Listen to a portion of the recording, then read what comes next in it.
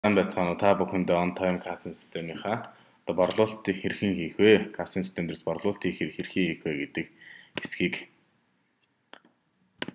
зааж өгье. За програмаа нээсний дараагаар бол нэвтрэх хэсэг дээр за нууц үгээ админ эсвэл одоо борлуулагчийнхаа ирэхээр нэвтэрж ороод нэвтрээд ороход зүүн дээд болон бол борлуулалт гэсэн хэсэг байгаа. Борлуулалт гэсэн хэсэг дээр APS буюу борлуулалт гэсэн товчон дээр дараад нэвтэрж ороход дараах цонх гарч ирнэ.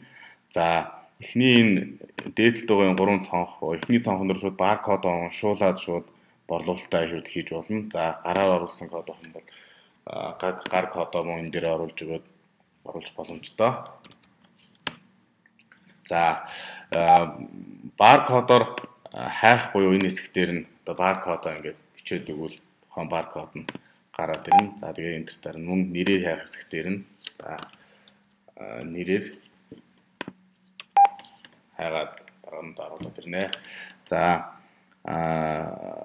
тоошрох гэсэн хэсэг дээр мөн тоогоо оруулна. Тоогоо оруулахад энэ бол автоматар бодогдоод хаана гарна. Энэ бол энгийн борлуулалтын систем байдаг үйлдэл байж байгаа. За үүний дараагаар бол дээр нь энэ төлөх гэсэн хэсэг байж байгаа. Төлөх гэсэн хэсэг рүү дараад ороход бол иргэн дөхөө байгууллагадах хөө гэдэг сонголтууд нь бол энд байжээ. За тэгээд энэ банкны картуудаар хийх ч бол мөн энэ хэсэг дээр одоо Монгол капитал банкны картаар хийгээд ингээд ороод ирнэ. Бэлнээр бол бэлнээр, зээлэр бол зээлэр гэдэг сонголтууд байж байгаа. За тэгээд иргэнд баримт хэвлэж байгаа бол шууд F12 товчийг дараа хэвлэлчин. За байгууллагад баримт хэвлэж байгаа бол F11 товчийг дараах цонх гарч ирнэ. За дараах цонх гарч ирснээр одоо энэ тухайн байгууллагын регистрийн дугаарыг нь бичээд өгөхөд системээс тухайн компани